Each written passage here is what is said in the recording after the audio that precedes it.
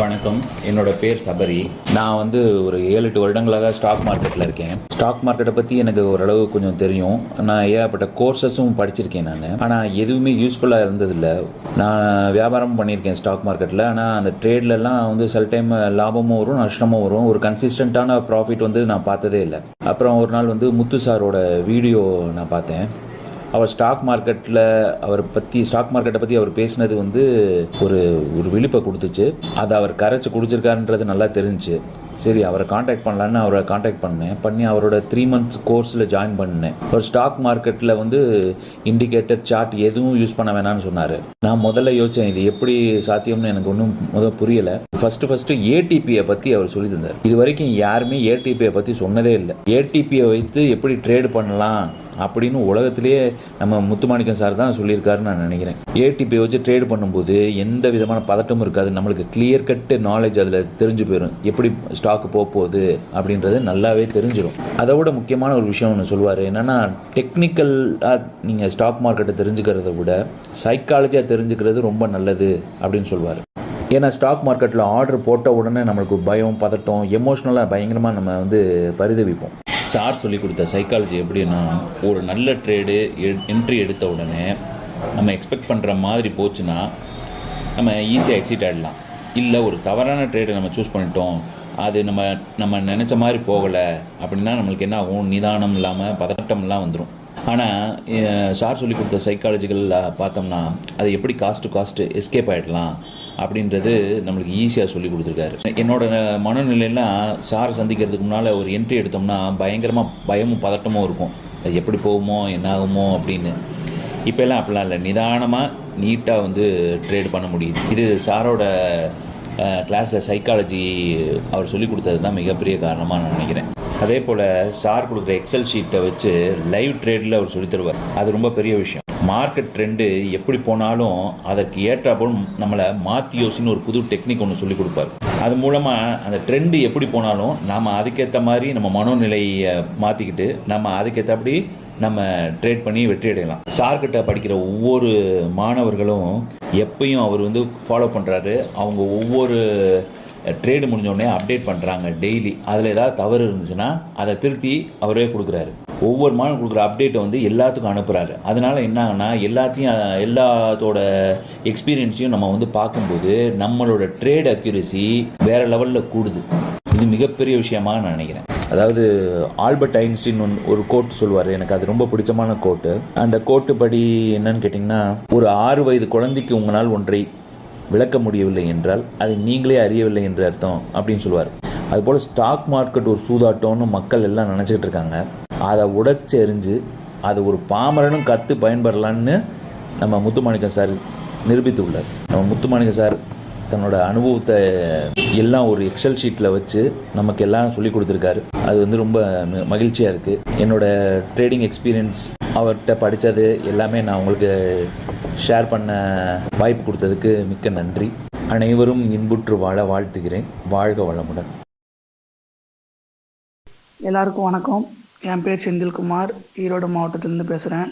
சாரோட கிளாஸை பற்றி அனுபவத்தை இப்போ நான் இந்த ஆடியோவில் ஷேர் பண்ணுறேன். ஒரு சின்ன ஸ்டோரி மட்டும், ஒரு 2 நிமிஷம். எப்படி நான் ட்ரேடிங்குள்ளே வந்தேங்கிறது. நான் காலேஜ் படிக்கிற வரை எனக்கு எதுவுமே தெரியல.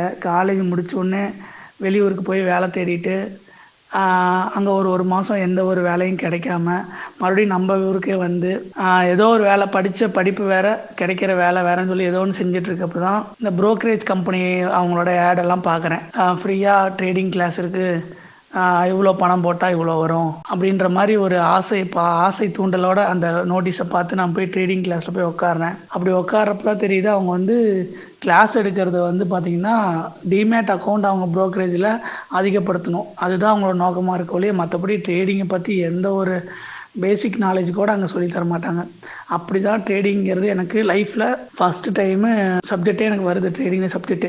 அப்படி நாலேஜில் இருக்கிறப்ப தான் அந்த கிளாஸுக்கு வர ஃப்ரெண்ட்ஸ் நமக்கு 2-3 பேர் கிடைப்பாங்கள்ல. அப்படி கிடச்சி தான் அடுத்த ஸ்டேஜுக்கு எப்படி போகிறேன்னா, நம்ம எதுக்கு ரிஸ்க் எடுத்து ட்ரேட் பண்ணணும், நமக்கோசரம் மற்றவங்க ட்ரேட் பண்ணி நமக்கு அமௌண்ட் தருவாங்க அப்படின்னு சொல்லி இந்த ட்ரேடிங் கம்பெனிலாம் ஒரு சில கம்பெனிலாம் வரும்ல, அந்த மாதிரி கம்பெனி இன்வெஸ்ட்மெண்ட் பண்ணால் அவங்க இத்தனை நாள் நமக்கு டபுளாக கொடுத்துருவாங்க நம்ம பணத்தை. அவங்களே ட்ரேட் பண்ணி கொடுத்துருவாங்க அப்படின்னு சொல்லி அடுத்த ஸ்டேஜுக்கு உள்ளே போகிறேன். அப்படி உள்ளே போகிறப்போ அது வந்து அதுக்கு மேலே ஒரு பெரிய ஸ்கேமாக இருக்குது. ஒரு 5000 நான் அப்போ தான் ஸ்டார்டிங் பண்ணுறோம். பண்ண உடனே அது வந்து ஒரு மாதத்தில் அந்த கம்பெனியை ஓடி போயிடுறாங்க. அடுத்து இன்னொரு கம்பெனி வருது, அதுலேயும் வந்து ஓடி போயிடுறாங்க. அப்போ தான் தெரிஞ்சிச்சு ட்ரேடிங்னா வந்து ஒரு கேமு, ஒரு கேம்லிங் அப்படின்னு சொல்லி மைண்டுக்குள்ளே ஆள் மனசுக்குள்ளே அது ஒரு வந்துருச்சு. ட்ரேடிங்குள்ளேயே போவேணாம் அப்படின்னு சொல்லி போகிறப்ப தான் வந்து ஒரு சின்ன ஒரு நாலேஜ் நம்மளே வந்து ட்ரேட் பண்ணலாம். யூடியூப் வீடியோஸ் அதெல்லாம் பார்க்குறேன். அப்படி உள்ளே வரப்போ நம்ம இன்வெஸ்ட்மெண்ட்டாக போனால் நம்ம மைண்டு வந்து கேட்க மாட்டேங்குது. இன்வெஸ்ட்மெண்ட்டாக போனால் ரிட்டர்ன்ஸ் ரொம்ப கம்மியாக கிடைக்கும், ரொம்ப வருஷம் எடுத்துக்குது அப்படின்ற மாதிரிலாம் நாலேஜ் வந்ததுக்கப்புறம் அடுத்தடுத்த ஸ்டேஜ் அந்த ஃபண்டை வச்சு நம்மளால் வந்து சீக்கிரம் சம்பாதிக்கணும்னு சொல்லி அப்படியே வந்து தூண்டுது. அப்படி இருக்கப்போ வந்து அந்த பணமும் லாஸ் ஆயிடுது. சரின்னு சொல்லி நம்ம இந்த ட்ரேடிங்கும் வேணாம் எதுவுமே வேணாம்னு சொல்லி க்ளோஸ் பண்ணுற டைமில் தான் நான் வந்து ஈழர் பாஸ்கர் ஐயா சேனலை பார்த்தேன்.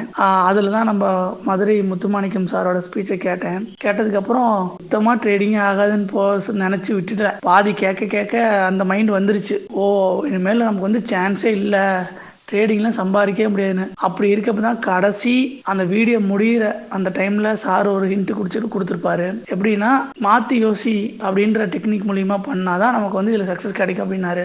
அப்படி இருக்கப்போ தான் சாரோட இனிமையான இன்டர்டே சேனலை கண்டுபிடிச்சேன். அப்படி கண்டுபிடிச்சிக்க சாரை காண்டாக்ட் பண்ணேன். என்னை வந்து ஸ்டூடெண்ட்டாக ஏற்றுக்கிட்டு எனக்கு வந்து டைம் ஒதுக்குனாரு. அந்த 3 மாதம் டைமில் வந்து பார்த்திங்கன்னா ஸ்டார்ட் பண்ணி சார் கூட ட்ராவல் பண்ணுற கேப்பில் எனக்கு நிறைய இடைஞ்சல். நான் வந்து அப்போ தான் மேரேஜ் பண்ண புதுசு. ஒய்ஃப் வந்து பார்த்திங்கன்னா கன்சீவாக இருக்கிறாங்க. அந்த டைமு அந்த ஒரு ட்ரபிள் 3 மாதம் முடிக்க வேண்டிய கிளாஸு ரொம்ப இன்க்ரீஸ் ஆயிடுச்சு. சார் எனக்கு வந்து ரொம்ப நான் ரெக்வஸ்ட் பண்ணி கேட்டேன். டைமிங் செட் ஆகலை. அது முதல் மாதத்துலேயே இதெல்லாம் நடந்தது சொல்கிறேன். டைமிங் செட் ஆகலை. அந்த ஒரு நடைமுறைக்கு வர்றதுக்கே ஒரு மாதிரி அது எப்படி சொல்கிறது அன்கம்ஃபர்டபுளாக இருந்துச்சு. அதுக்கப்புறம் சார் கைட் பண்ணி பஞ்சுவாலிட்டி அப்படிங்கிற ஒரு தன்மையை எனக்குள்ளே கொண்டு வந்தார். அப்போ இருந்து நான் வந்து பஞ்சுவாலிட்டியாக மார்க்கெட் ஓப்பன் பண்ணதுலேருந்து அந்த 9 to 10 ஒரு ஸ்டெப்பாக சொல்லி கொடுத்துட்டே இருப்பார். சாருக்கு வந்து ஒரு பஞ்சுவாலிட்டியே எனக்கு கிடைக்கல. உண்மையை சொல்ல போனால் அது எப்படி சொல்கிறதுன்னு தெரியல. அப்படி தான் போயிட்டே இருந்துச்சு 1 மந்த்து. அடுத்த மாதத்தில் எனக்கே அது ஒரு ரொம்ப ஒரு பழகி போயிடுச்சு. அது ஒரு போதையாயிடுச்சு. இன்றைக்கி எப்படி இருக்கும் மார்க்கெட்டு அப்படின்ற மாதிரி நமக்கு வந்துருச்சு. நம்ம இன்றைக்கி எப்படி சார் சொல்கிறத ஃபைண்ட் அவுட் பண்ணணும். சார் வந்து இன்றைக்கி இந்த ஸ்டாக்கு நீங்கள் சொல்கிற இந்த பர்சன்டேஜில் நம்ம போகும், வாட்ச் பண்ணுங்கள். இந்த இடத்துல வந்து சொல்லுவாங்களா அந்த பெரிய முதலைங்கெல்லாம் வரும், திமிங்கலங்கள்லாம் வரும், அவங்க தான் ஆப்ரேட்டர்ஸ் வருவாங்க பாருங்க அப்படின்னாங்க. கரெக்டாக அது வெளிச்சம் போட்டு எனக்கு தெரியுது. நான் வந்து அடுத்து இன்றைக்கி எந்த ஸ்டாக்கில் வருவாங்க, இன்றைக்கி எந்த ஸ்டாக்கில் வருவாங்கன்னு சொல்லி 2 மாதம் ஆச்சு. 3ஆவது மாதமும் கிளாஸ் போயிட்டு இருந்துச்சு. 3ஆவது மாதம் கடைசியில் அந்த எக்ஸல் சார் கொடுக்குற எக்ஸல் 3 மாதமும் எக்ஸல் கொடுப்பாரு. அந்த 3ஆவது மாதம் கடைசியாக கொடுக்குற எக்ஸலில் வந்து பார்த்தீங்கன்னா ஒரு அருமையான விஷயம் இருக்குது. அதில் ஒரு மேஜிக்கல் மாதிரி அதில் வந்து பார்த்தீங்கன்னா ஒரு தங்க வடிகட்டி சொல்லுவார் சாரு. தங்கத்தோட அதிகம் அபூர்வமான வடிகட்டி நான் சொல்லுவேன். இதில் வந்து நான் வெறும் ஒரு சின்ன தொகலளவு தான் எனக்கு தெரிஞ்சிருக்கு. இதுவே நான் ரொம்ப வருஷம் எக்ஸ்பீரியன்ஸ் ஆச்சு அப்படின்னா அது எனக்கு எப்படி இருக்குன்னு எனக்கு இப்பயே வந்து ஒரு பெரிய பிரம்மாண்டமாக இருக்குது. சாரோட 3 மாத கிளாஸில் வந்து நான் எக்ஸலில் ட்ரேடிங் கற்றுக்கிட்டு இல்லாமல் சாருக்கிட்டேருந்து ஒரு சில ஹியூமானிட்டி, பஞ்சுவாலிட்டி, எந்த வழியில் போகணும், அந்த மாதிரி ஒரு சில ஒழுக்க நடைமுறையும் சொல்லித்தராரு. ட்ரேடிங்கை வந்து ஒரு ஸ்கேம்னு நினச்ச விஷயத்த சார் மூலிமா அது ஒரு பொக்கிஷன்னு நான் வந்து உணர்ந்திருக்கேன். இப்போ ரொம்ப சந்தோஷமாக இருக்கிறேன்.